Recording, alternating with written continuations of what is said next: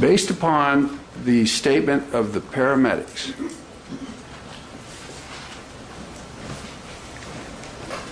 and you're calling it at 12:57,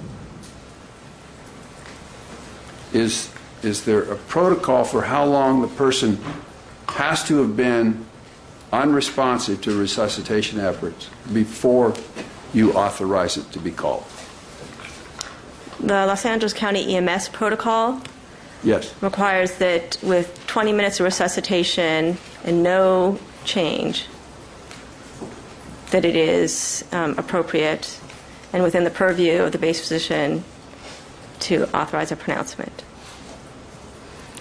Okay, and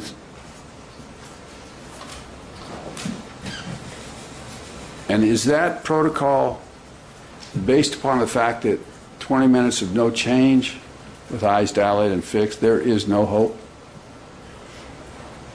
It is unlikely that further resuscitative efforts would be effective in changing the outcome. You did an hour and 13 minutes of extra resuscitation efforts at the medical center after he got there. Yes.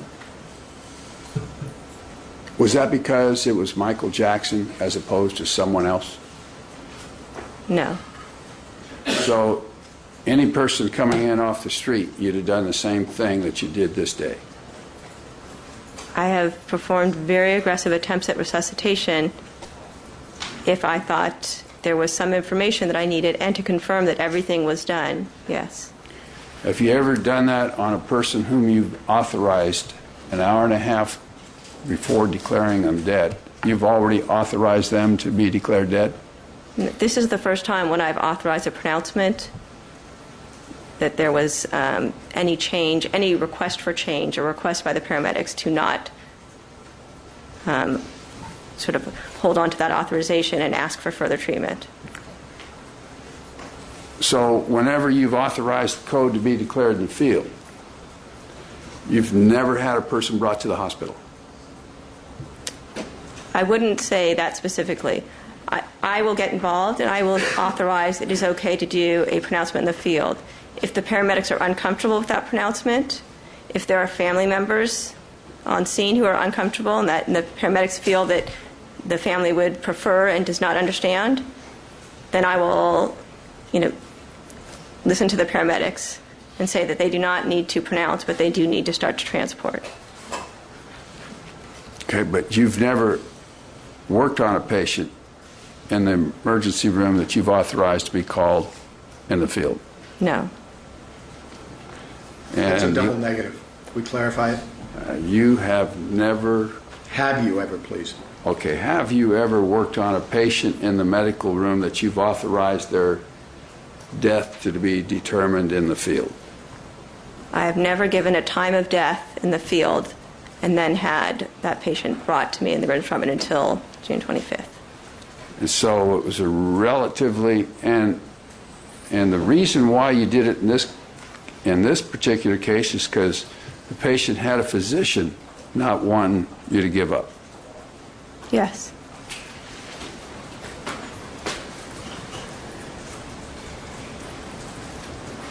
And when he was talking to you about and answering your questions, was he telling you, please do not give up?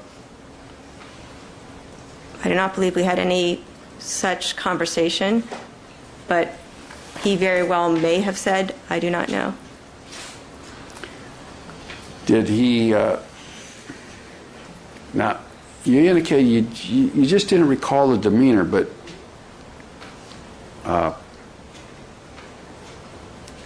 if I were to use terms like frantic, did he look frantic?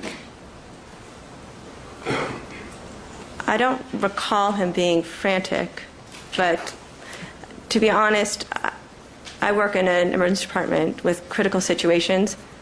People respond differently, particularly people who do not typically work in the emergency department. And I don't pay that much attention unless someone is really upset and I need to make sure someone's comforting them. It's sort of, when I'm dealing with a code, it's not really my priority. And so when you say that you don't recall, you really just don't recall anything about his demeanor whatsoever. I recall speaking to him. I assume when I was speaking to him that I was getting honest and truthful answers.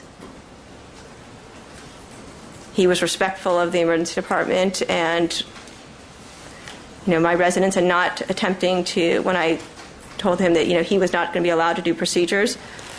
But I was not really particularly paying attention to his demeanor to be able to comment 2 years later, no.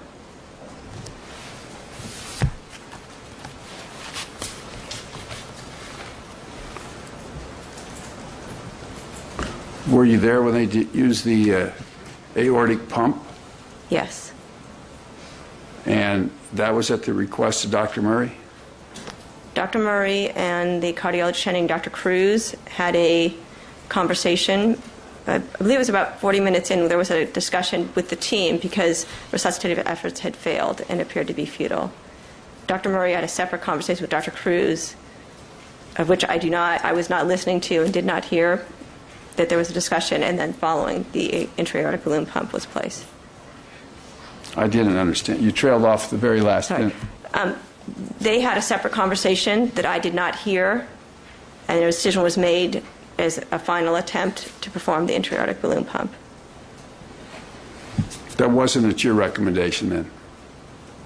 I was not involved in the discussion or the decision. You indicated that there was the condom catheter was in place. Was there urine? No. Are you sure there was no urine whatsoever? I could look at my note. I believe it's commented there, and then the nurse code note would also report urine, but I do not believe there was any urine in the collection bag. Had there been, would you have taken it for purposes of sampling? Yes.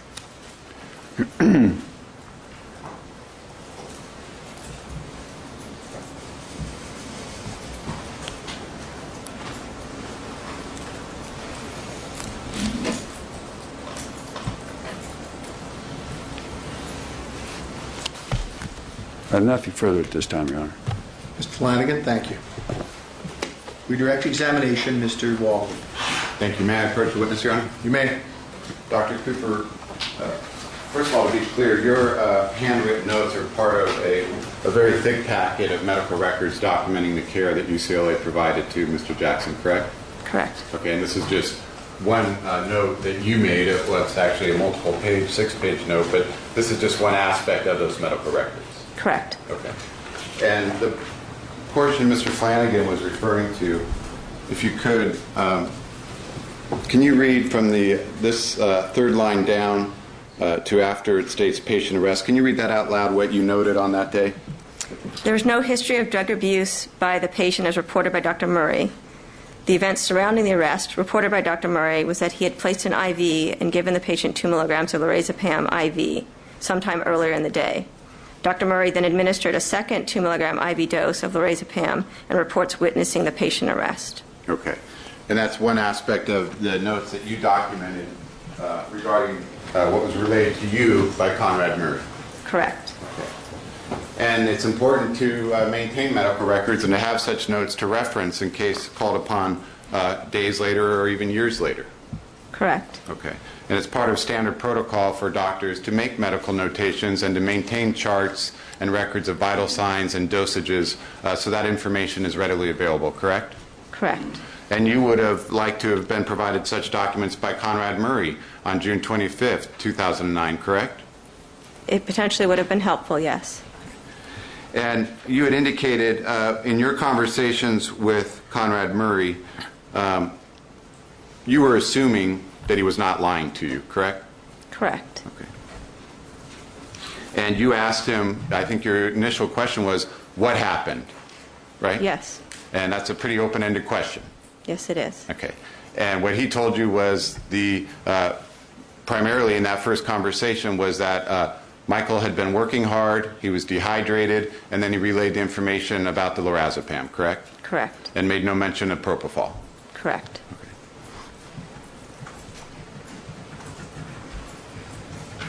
Now, Mr. Flanagan asked you a lot of questions about propofol and your use of propofol in the hospital. You actually are qualified and have specific privileges that allows you personally to do propofol at UCLA, correct? That's correct. Okay, that's not something that every doctor at UCLA is qualified or privileged to do.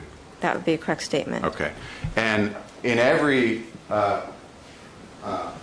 scenario where you've given propofol for procedural sedation or otherwise, is it fair to say it is done in a room as depicted in 48 with all the necessary medical and monitoring equipment? This is a picture of our trauma bay, not our typical emergency department room, but procedural sedation would be performed in a room in which there would be a monitor and the patient would be on the monitor, and airway equipment would be in the room, oxygen, any equipment we would need to deal with any complication is in the room and set up. Okay, you would have all the necessary medical monitoring equipment, monitoring the heart, monitoring oxygen saturation levels, blood pressure, capnography, all of those types of monitors, correct? Respiratory rate, yes. Okay. You'd have all the resuscitative drugs on hand should they be necessary? The resuscitative equipment, typically with procedural sedation, the problem is if a patient is too sedated, they have respiratory depression and they stop breathing.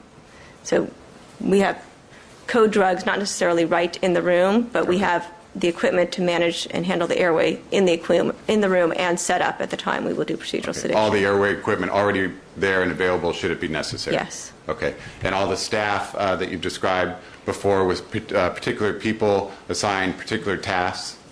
In procedural sedation, there is a nurse who is assigned to monitor the patient. In our department, our policy is the attending is present throughout for every procedural sedation, regardless of whether it's propofol or a different agent that's used. And then there would be separate physicians to perform the procedure. Okay.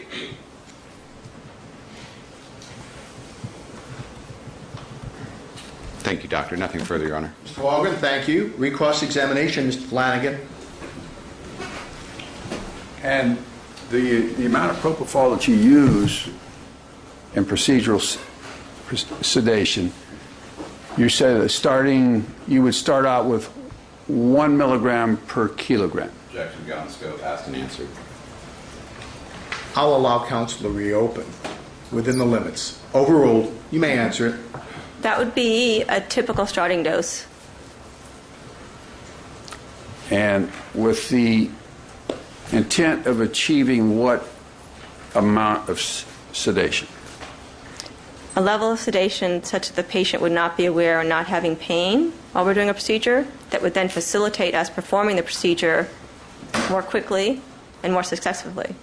But a level of sedation, ideally, that does not result in the patient stopping breathing. Okay. Now, you would never use a dose of less than 0.5 milligram per kilogram, would you? In a patient who had not received any other medications, who had no other medical problems, was healthy and alert, Right. I do not suspect that in someone who is not elderly, someone who's elderly, I may start with a much smaller dose, but in general, no, I would generally start with 1 milligram per kilogram would be my typical practice. Because based upon your experience, you wouldn't expect to achieve sedation with 25 milligrams on a 60 kilogram patient.